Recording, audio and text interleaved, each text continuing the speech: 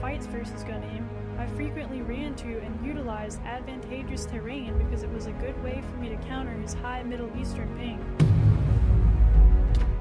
Dude, how is this guy good on what? How is your ping 180, bro? This guy fails everybody on high ping. Like, he failed, I think he failed Vernick too, if I'm not mistaken. He failed Fwish, I'm sure about that. He fails everybody on high Guys, just ping. so you know.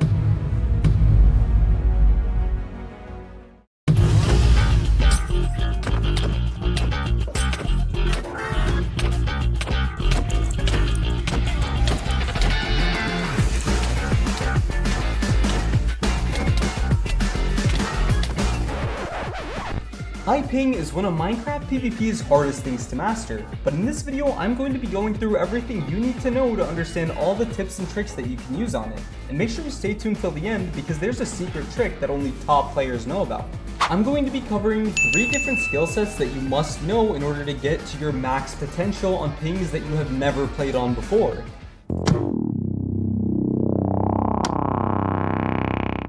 The first thing you need to know is that when you're on high ping, you automatically think of it as a disadvantage. But the right mindset should be that you need to learn how to abuse the attributes that high ping benefits you in, instead of trying to play like it's low ping, just with higher latency. Okay, let's get into the basics. The 2 main benefits that you gain by having high ping are longer reach on your opponent's POV due to the delayed hits, along with the delayed knockback. But with high ping, you have to know your disadvantages as well and try your best to avoid them. This being having every utility, shield, gap, totem, pots, all being delayed, making it way easier for you to die.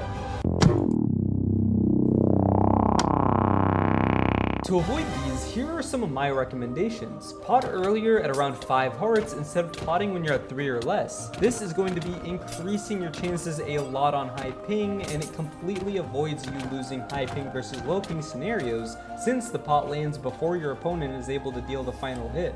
Predicting when your opponent is going to be within range of you is a skill that will help you a lot, meaning that you can essentially place a web and a lava without having to really rely on them walking over them due to the delay. You can gap a lot faster than you think. If you let go early, you can perform an early gap that takes almost half the time a regular gap takes on high ping. Mechanics like stun slams and mace are also a lot easier to perform on high ping, due to the higher latency giving you more time to react to the quick swaps. Another thing is, air place anchors are also a lot easier to hit consistently on higher ping. You can actually boost yourself a lot higher with wind charges and mace. Along with this, bee hopping is also much simpler to do and can send you really high up in the air without even using wind charges. This requires a lot of momentum buildup though. In Axe, there are a lot of times where you have the ability to aggro your opponent and hit them while they're trying to crossbow you in order to exchange a bow shot for an axe crit, ultimately putting you on a health lead, and they don't even expect this because they think the bow will immediately make you take KB.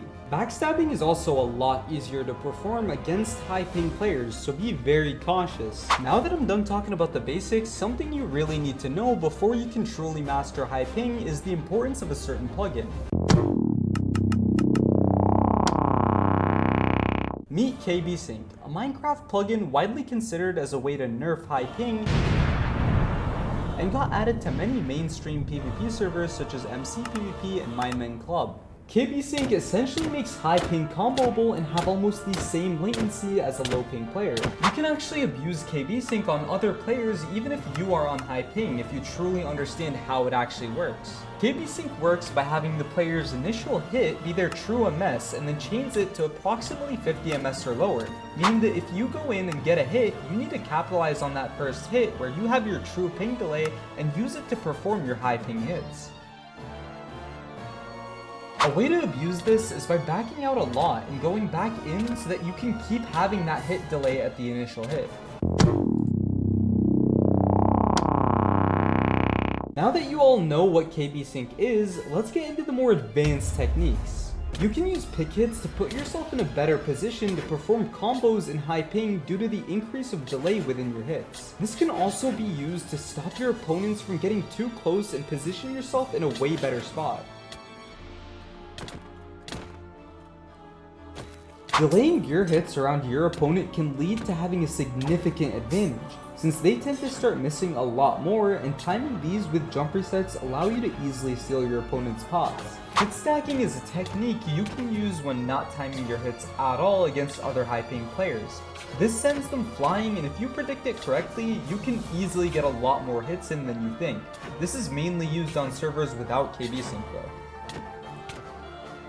By hitting as fast as possible and shielding at almost the same time, you can easily perform fast shielding. This can also be used with pick hits, which ultimately make you an unstoppable force. Jump resetting on high ping may seem useless until you realize how effective it actually is. By predicting when you're gonna get hit, you can effectively time a jump reset, and if performed perfectly, you'll get accused for hacking just as much as me. Now for the secret trick that all of you guys have been waiting for. I'm going to be teaching you guys how to literally make your opponents fly and how to consistently perform it. This trick is used by only top players and can really help against high or low ping. This is also one of my favorite tricks to do, and I find it really satisfying. This trick works by predicting when your opponent is going to back out and holding W to continue the combo. This can be consistently chained on your opponent, meaning you can abuse it to gain a massive health lead. Alright guys, that pretty much concludes the tutorial. I hope this can help you guys, as I have also struggled a lot with high ping over the time, and I wanted to share my strategies with all of you guys so you don't struggle like how I did. So yeah, subscribe and I'll see you guys in the next video.